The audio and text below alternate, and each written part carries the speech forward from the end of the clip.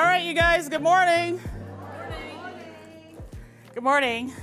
Happy Saturday. Welcome to our last class in April. These are going by quick, right? We've been doing this since October. I know we have some super fans. Hey to the super fans, hey.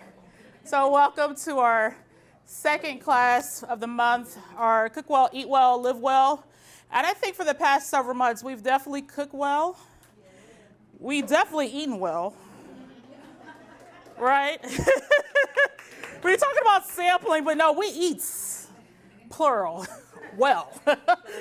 And we live well. We live well. I know just from testimonies, from pictures, people messaging me, people messaging Lisa with Let's Grow Akron, Sip Savor Soul. I know Lisa's seen a few folks at the farmer's market, at the grocery store. So just saying all these wonderful things, making changes about the way they eat, especially the way they cook. That's why we did this class. So we always want to thank Summa and First Energy for this opportunity. This has truly been a blessing. All right, so today we wanted to do something a little different, okay? So we were thinking Asian. How many people like Asian food? Everybody like Asian? Everybody like Asian? All right, so today we're actually doing a healthy noodle bowl. Has anyone had a noodle bowl? Usually that's the noodles, there's the broth, there's the vegetables, put a little something on top of it. So we're doing that today. And we actually have a different type of noodle. I know a lot of folks grew up on ramen. I did in college. That was like a very important meal to me. That's all I could afford was ramen. But we're actually using Asian noodles, which is called rice noodle, which is different from ramen. I'm going to talk about that when we do our demo part. So we're doing rice noodles. We also have some saute. We're sauteing bok choy. Everyone had bok choy before? Sort of like a cabbage.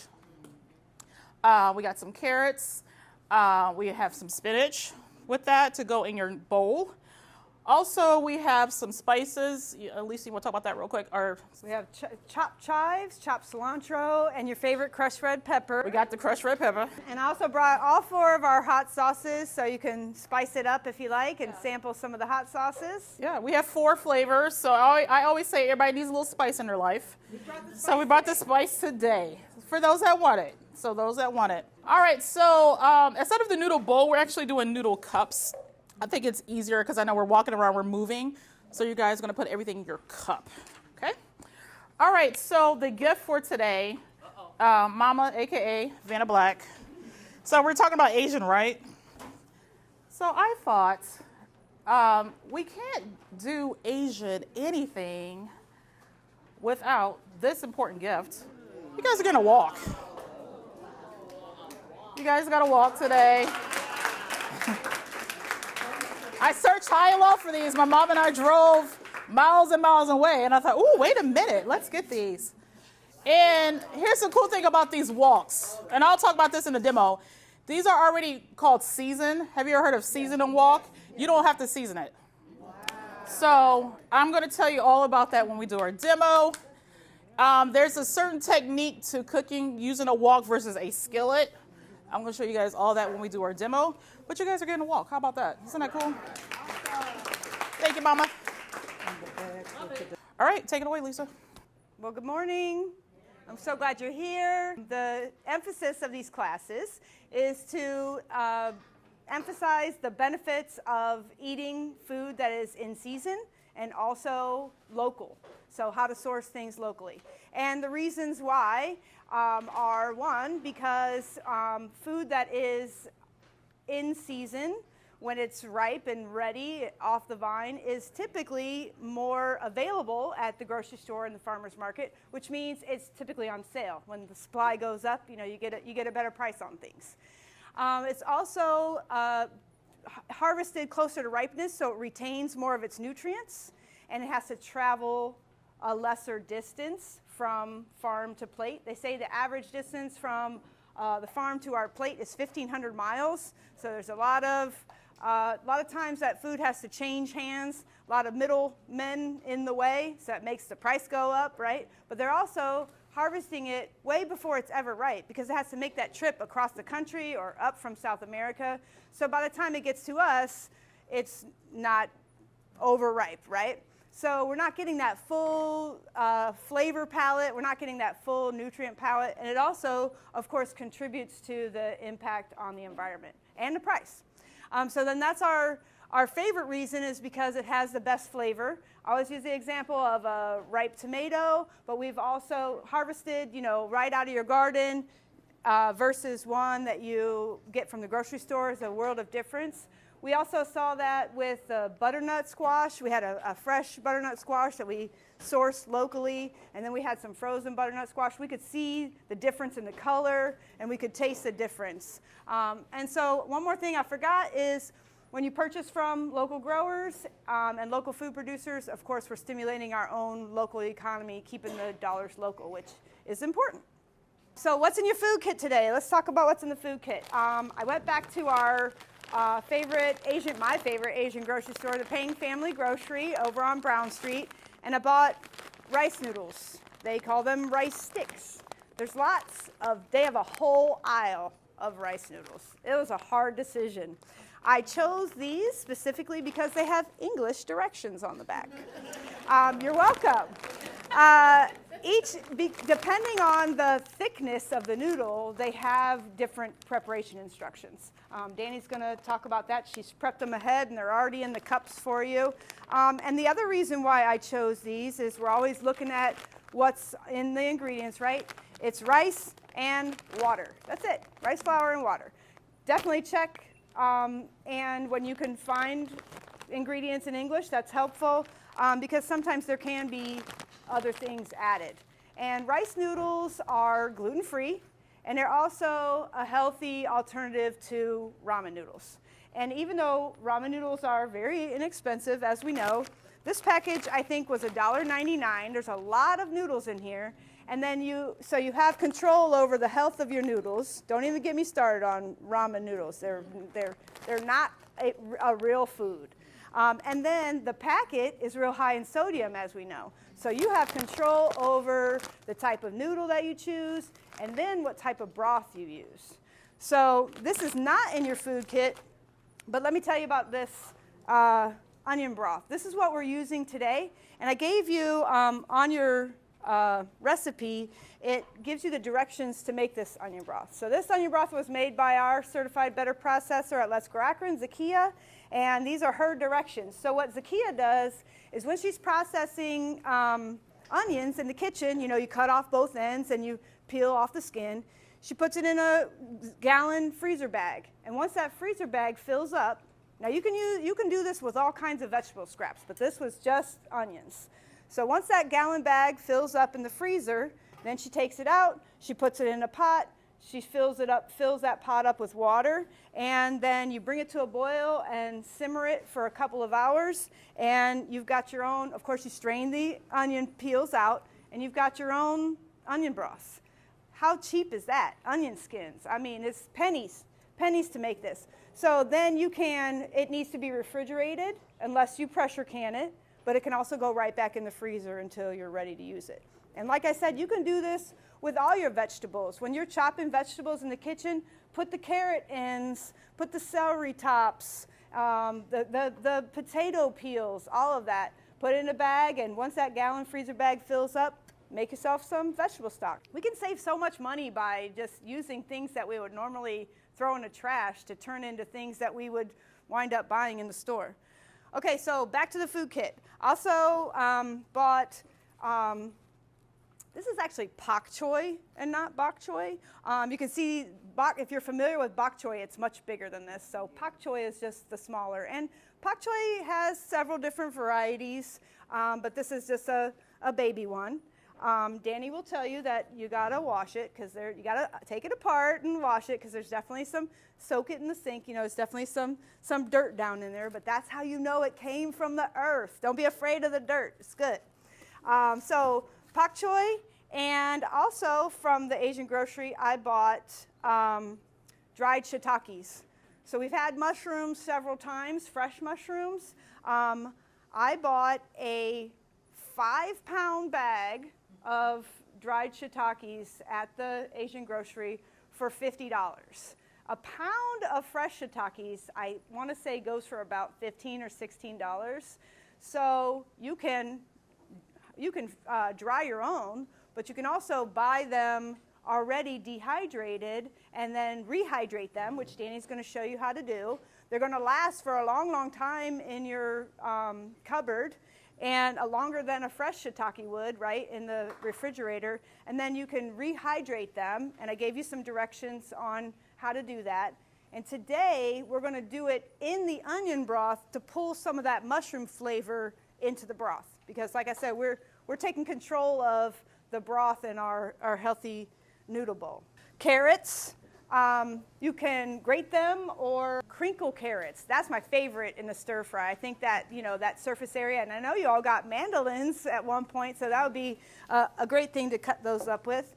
And then in the bowls that we're going to eat today, we're also adding spinach, but in your food kit, you're going to get a bag of mixed Asian greens, so I want to show you what those are. You see the pak choi on the left, and then that middle picture is the mixed greens, and then on the right is the spinach.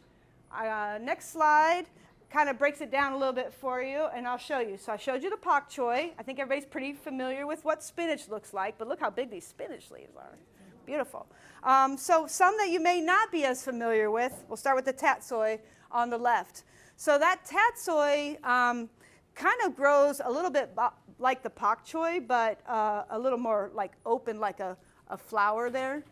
So you can harvest the outer leaves, just like we've talked about with like kale and collards when you're growing them, or you can, as it gets older, you can cut the whole thing down, and you've got a nice flowerette, I guess they're called. But these are the tatsoi leaves.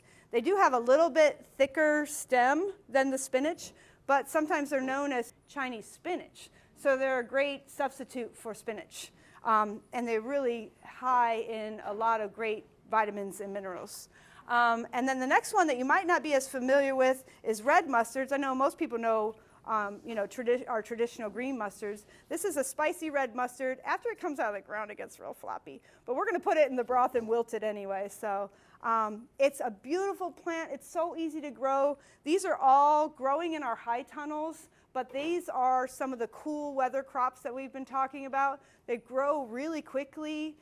They like this time of year. So these are early spring crops that you can try to grow yourself. They're all super easy to grow. This has a little bit of a bite to it, this red mustard. And then also brought mizuna. So mizuna all the way to the right. Mizuna can be, all of these can be eaten raw or cooked. What we're going to do is, we're using the spinach today, but when you make your healthy noodle bowls at home, these would go in at the end. So you just chop them up. You're going to put your noodles in the bowl. You're going to add your broth. You're going to add your stir-fry greens that have already been cooked. Then these greens, and you can tell by just how thin the leaves are, that they're going to wilt really fast, just like spinach. You're probably familiar with how quick spinach cooks. So you can just put those in your bowl and then put a little top on it, let it steep for a few minutes, and they're going to be just perfect, al dente.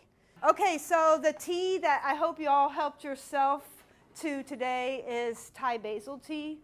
We've talked about several different types of basil, so I found this article and created a handout for you called 6 Basil Varieties to Grow. And I included the picture because it gives a kind of a side-by-side comparison of the different basils.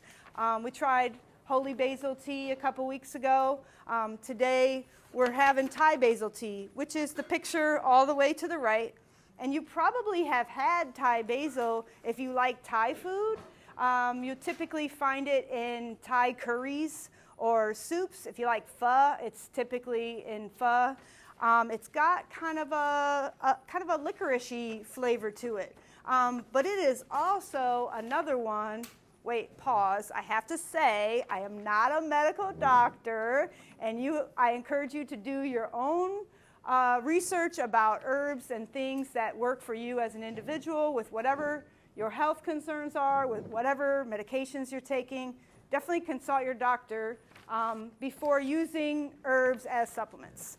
But I believe that our food can be our medicine, and herbs are food. We sprinkle them in our cooking, right? We can make tea out of them. And Thai basil is one that is really great fresh, super easy to grow, and can be dried and made into a tea. Do you like the tea? It's nice. Did you put a little honey in it? That's my favorite.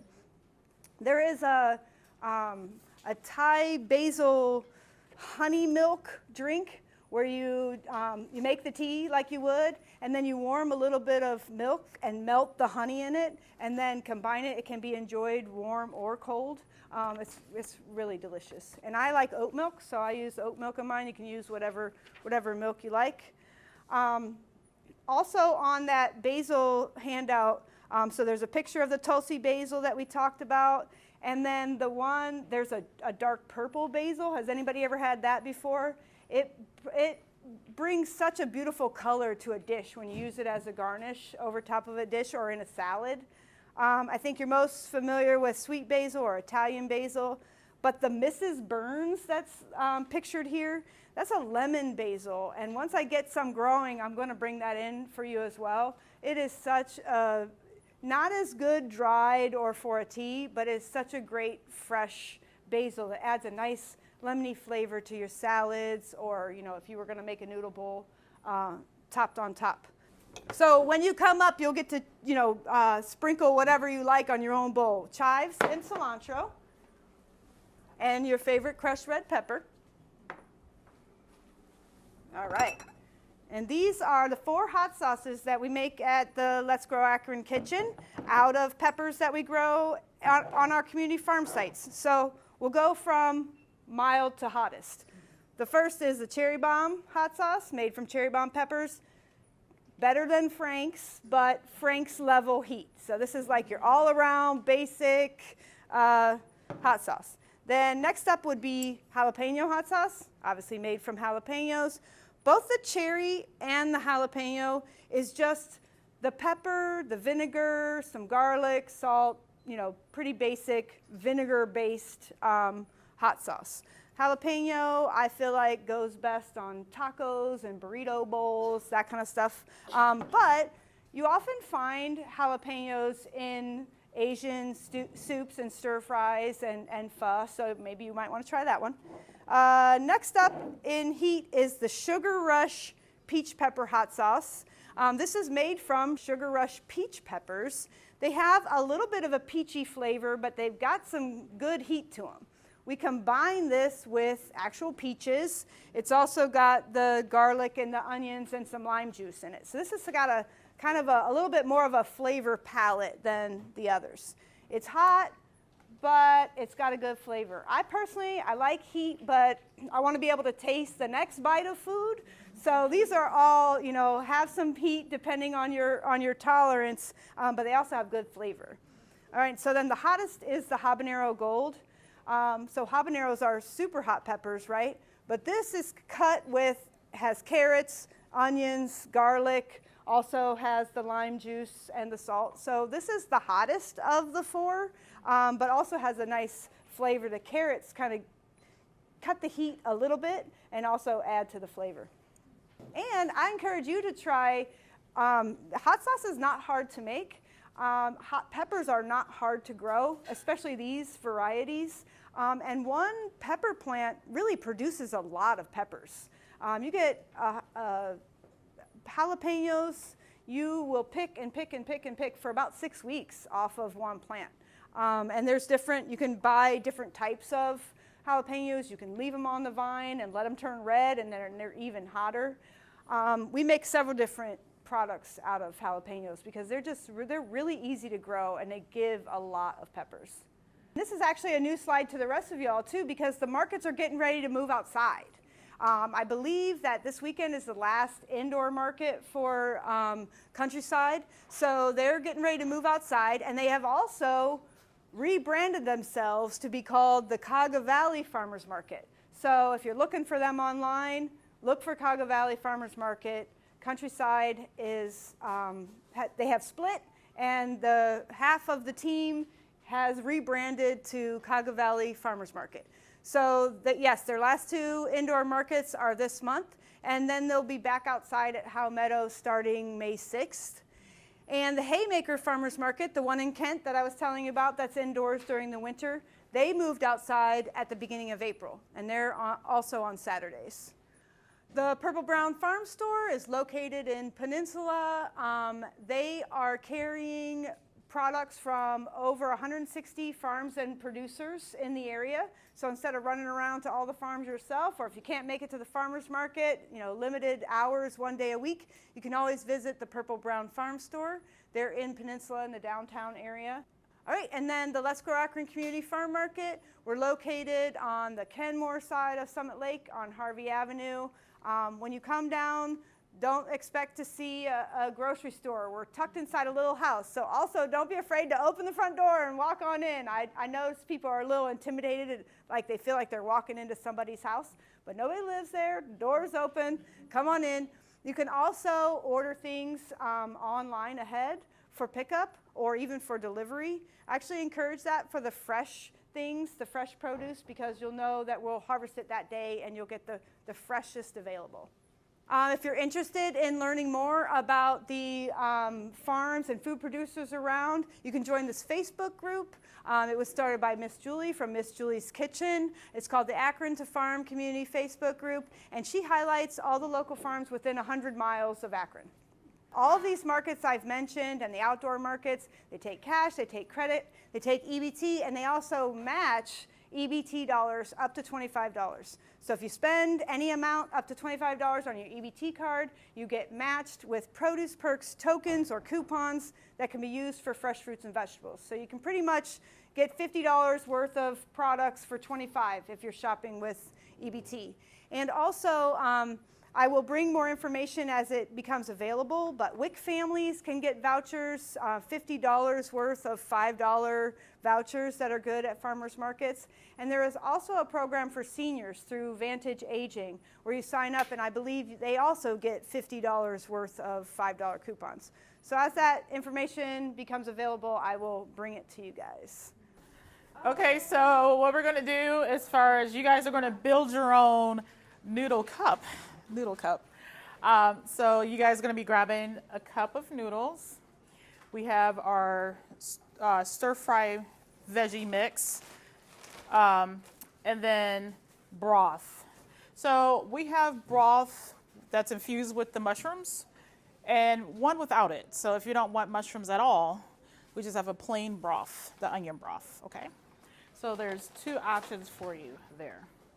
And then as far as your toppings, cilantro, we have chives, and we have a bunch of heat for you.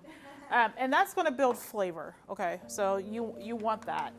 And of course, we have our crushed red pepper. By popular demand, everybody likes the crushed red pepper.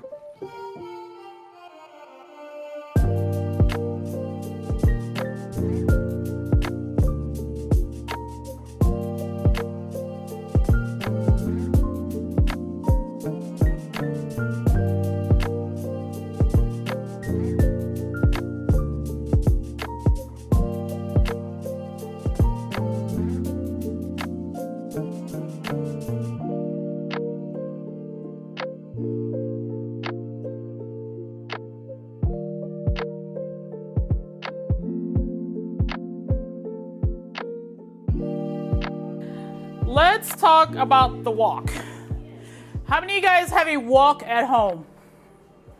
A wok, not walk. I have a hard time pronouncing it. I was going to say walk. W-A-L-K. Walk. W-O-K. How many have one at home? Have one? Okay. Now, there's this, I'm sure you've heard it a lot in woks. Woks come in, they're usually a steel or metal wok. And I'm sure you heard the word season. You got to season your wok. Have anybody heard that? You got to season the wok. Yeah, right. So we're not talking about putting a little seasoning in it. But you're actually oxidizing that pan and you're darkening it. So you're pretty much burning the pan.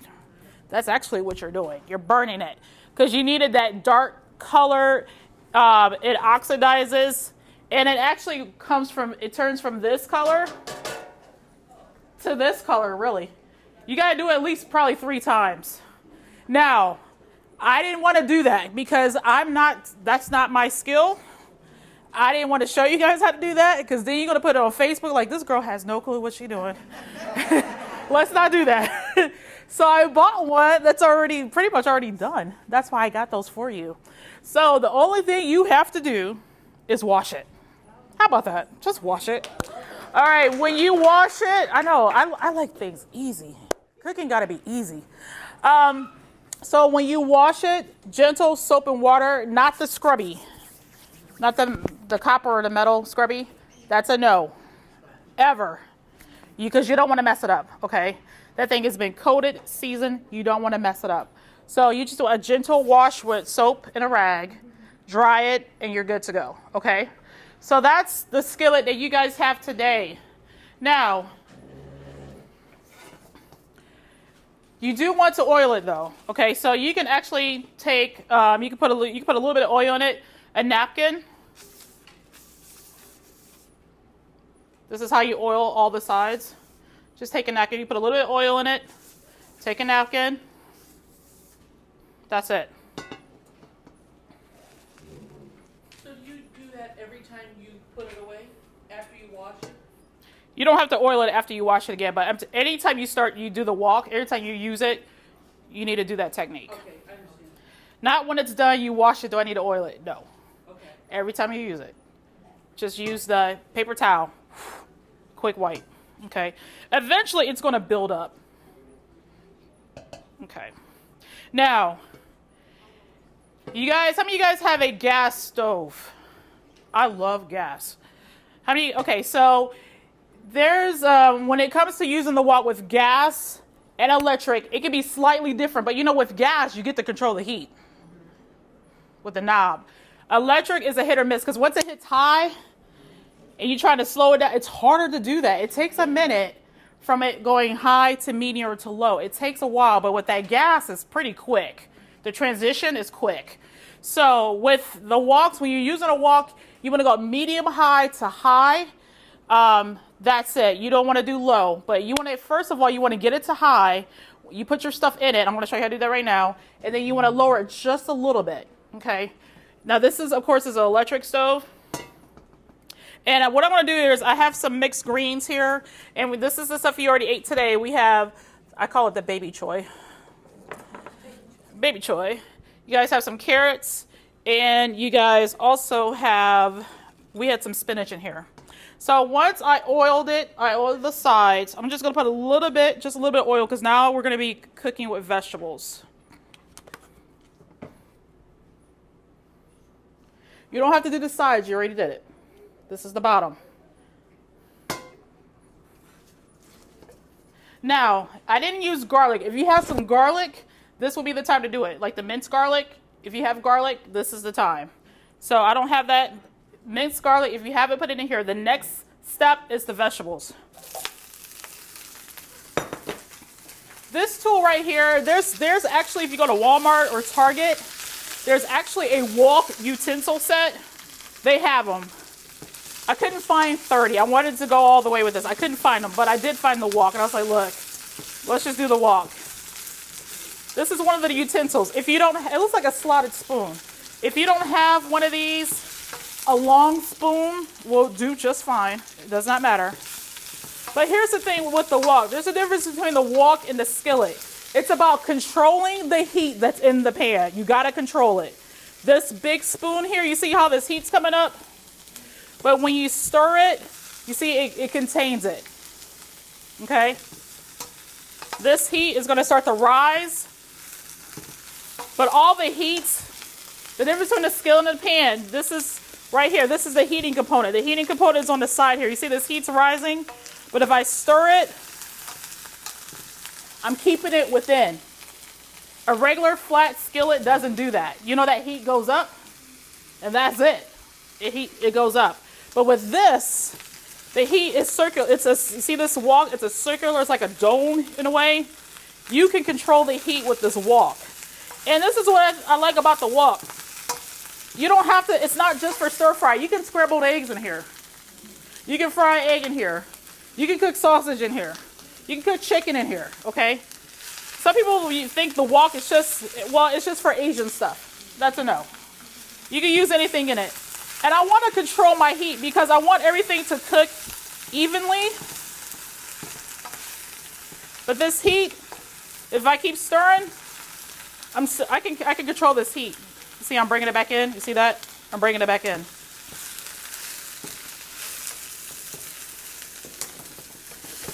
Some people do all the fancy stuff. I'm going to try this, Lord. Let's see. That's a little one. I'm not trying to get all fancy with it. I'm not really good with it. I tried the scrambled egg before, and I'm like, uh-oh. Yeah. I need hibachi training. Now, at this point, you can put some seasoning in it. You can put some sauce in it. I just have some basic salt and pepper. You can do that. You can put garlic, red pepper flakes. I think we had red pepper flakes. Red pepper flakes, garlic powder, onion powder, Cajun seasoning, whatever. If you have a sauce, there's Asian sauces out there, soy sauce, anything. This will be the time to do it.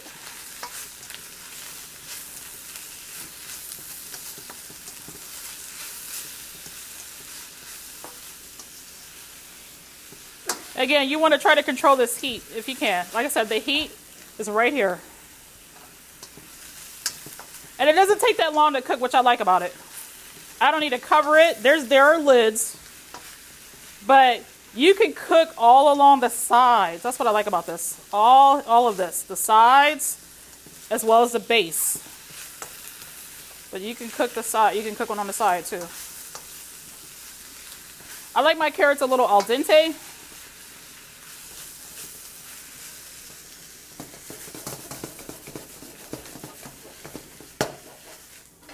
Hey! Y'all should put that on Facebook, darn it.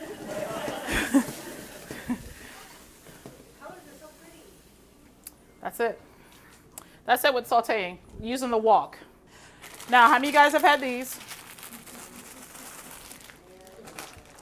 How many people this was the first time trying rice? Okay. Here's the thing about the rice. First of all, it doesn't take that long to boil. Very quick. And compared to this, I grew up with this, especially in college. Actually, recently, not too long ago, last year I did a class for the college students. You can do a lot with the ramen, not the packet. The sodium in here says 760 milligrams. And the majority of that is in that, you know, the little seasoning that comes in there? That's what it really comes from, is the seasoning. All right, the difference between this and this is made of flour. Wheat flour. Okay. So for those that might have a gluten allergy, you need to go with this because it's made of rice. So, this is rice. That's found on Red Street, right? Is it Brown Street? Yeah. But now Asian stores are popping up like corner stores. Like seriously. I've been down the street. I'm like, why are there like 4 Asian stores in the same street? But it's okay.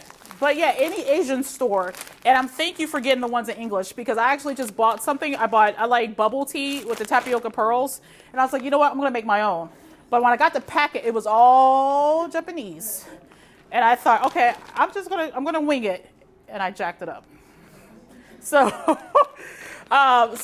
yeah, they do have packages with the English directions on it, and thank you for that. So the directions are on here. Now here's the thing. With the rice noodles, you have to soak them first, okay? It says what hour on here, but the soup that you had today, we actually talked to an expert that makes rice noodles. She said 30. That's it. And these rice noodles are wrapped, so if you extended it, they're really, really long. So what I ended up doing was cutting. I just took the top of it and cut it in half, okay? These are very long noodles. So you soak them for a half an hour first.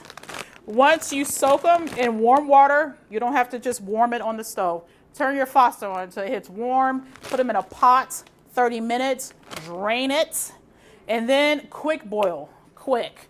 Once you can you have a pot, boil some water, 3 minutes. That's it. And then after that, you just make your broth, whatever broth. Now we did the onion broth, veggie broth, there's organic broth, you can do chicken broth, beef broth, it doesn't matter. It doesn't matter. I actually prefer low sodium. There's no sodium and there's low. But any broth is fine to make your soup. Or you can do this. You don't have to make a soup. You can just take those noodles, you got a little bit of oil, and just do a stir fry. Same thing. You can do soup, stir fry. And the noodles would go in last. You got your vegetables, noodles last. And just use the wok. Voila. Seasoning, hot sauce, whatever. You're done. Okay?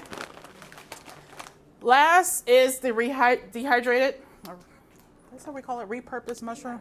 Rehydrated. You guys have these in your bag. Now, this is not a snack, like a cracker. Could be, I guess. So what you want to do is repurpose, or you want to hydrate them or rehydrate. So what you want to do is broth, any type of broth. I don't prefer water. There's no taste. But you want to do a broth. And once the broth hits warm, not boiling, warm, you want to put them in here. It takes about 10, 15 minutes, and they're softened. That's what you had today. That's all it is. You don't have to boil it. Just warm broth.